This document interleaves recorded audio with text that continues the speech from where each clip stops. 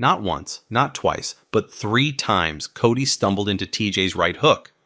Years of careful planning and smart decisions can make you a king in the octagon, but one brain fart and boom, you're back to being a pawn. We're diving into the wild world of fighters who traded in their strategy for a shiny new set of questionable decisions. Let's roll the tape before I lose any more brain cells trying to figure these out. We kick things off with Chris Weidman, who pulled a Valentina Shevchenko-style blunder before it was cool. In their UFC 194 title fight, Luke Rockhold started strong, taking the first 2 rounds, but then Weidman, like a fighter who just remembered he left the oven on, decided to mount a comeback in round 3. He was outstriking Rockhold, and things were looking up, until he got a little too fancy for his own good and went for a spinning wheel kick. That move turned out to be the MMA equivalent of slipping on a banana peel. Rockhold pounced, took Weidman down, and proceeded to tenderize him like a Thanksgiving turkey, with a brutal ground and pound. Herb Dean was probably thinking, should I stop this? Nah, let's see how this plays out. And sure enough, Rockhold finished the job in the 4th round. Next up is the undefeated, undisputed GOAT of MMA trash talk, Chael Sonnen, a man who can sell a fight better than anyone but has a habit of snatching defeat from the jaws of victory. Chael came super close to pulling off one of the biggest upsets in UFC history, only to fumble it in the most Chael way imaginable. At UFC 117, Chael was out there living the underdog fantasy, absolutely manhandling the seemingly invincible Anderson Silva for 4.5 rounds. It was like watching David slap Goliath around for fun. But just when victory was within arm's reach, Chael did what only Chael could do. He zoned out, probably started planning his post-fight speech, and before you knew it, he was tangled up in a triangle armbar and forced to tap. This set the stage for an epic rematch at UFC 148, where Chael came out dominating the first round like he was on a mission. Then, in a moment of pure frustration, or maybe just wild ambition, he went for what can only be described as the most ill-advised spinning back fist in MMA history. He missed, ate some canvas, and Silva pounced like a cat on a laser pointer, finishing the fight with a flurry of punches. Now, as Daniel Cormier loves to say, there are levels to this game, but Cody Garbrandt seemed to have unlocked a secret bonus level of negative IQ when he stepped into the octagon against TJ Dillashaw at UFC 217 and UFC 227.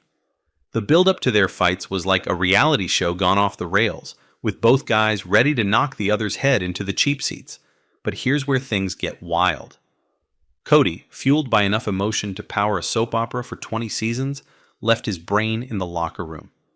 In a move straight out of the How Not to Fight playbook, Cody charged at Dillashaw with the kind of reckless abandon usually reserved for drunk uncles at weddings. Not once, not twice, but 3 times he walked right into TJ's counterattacks like he had a magnet in his chin.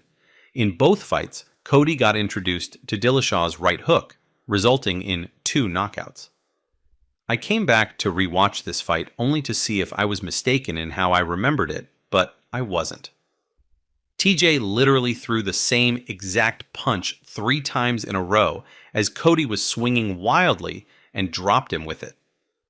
For all Cody's physical abilities, he lacks fight IQ. It was like watching someone touch a hot stove repeatedly, hoping it might be different this time. Spoiler alert, it wasn't. Unlike Cody, Glover Teixeira was the seasoned veteran who usually had his wits about him in the octagon. But hey, even legends have their off days. During his light heavyweight title defense against Jiri Prochazka at UFC 275, Teixeira found himself in an all-out war that had fans on the edge of their seats. The fight was a wild roller coaster, and just when Glover had a chance to seal the deal, after landing a sledgehammer of a right hand in round 5, he decided to play a risky game of jump the ghillie. It was like he saw the finish line and thought, why not take the scenic route? Of course, Michael Bisping was quick to call it out as a big mistake, and boy was he right. And this is just your abuse. Oh! Massive right from Teixeira! Prochazka! He's got the trying to guillotine. survive! No! Big mistake! Why would you do that? Prochazka slipped out of the guillotine like Houdini on Fight Night, only to turn the tables and choke out Teixeira minutes later to snatch the belt. If you think that's bad, wait till you see how Petr Yan shot himself in the foot. The Russian was tipped to become the GOAT of bantamweight after winning the belt by stopping Jose Aldo, and he proved everyone right for the most part of his first title defense against Aljamain Sterling at UFC 259, where he dominated Funkmaster for nearly 4 rounds, but then he made a colossal blunder by blasting Aljamain Sterling with an illegal knee. The challenger hit the mat like he'd been struck by a nuke, putting on an Oscar-worthy performance. The Oscar goes to Aljamain Sterling. Let's go!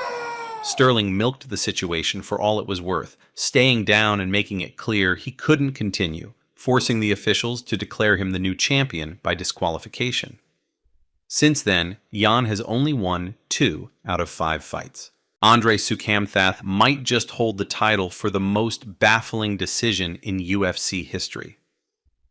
Picture this. You're 2 rounds down in your bantamweight clash against Sean O'Malley at UFC 222, and suddenly Lady Luck hands you a gift wrapped in neon green hair. O'Malley injures his foot. All Soukhamthath had to do was let O'Malley hobble around like a flamingo on one leg, and victory could have been his. He could have just stood there and looked at the ref while Suga struggled to stand and won the fight. But instead of capitalizing on this golden opportunity, Soukhamthath decides to channel his inner wrestling coach and goes for a takedown. Yes, you heard that right. He takes down a guy who can barely stand. It's like Soukhamthath had the game-winning touchdown in his hands, but decided to run the wrong way and score for the other team.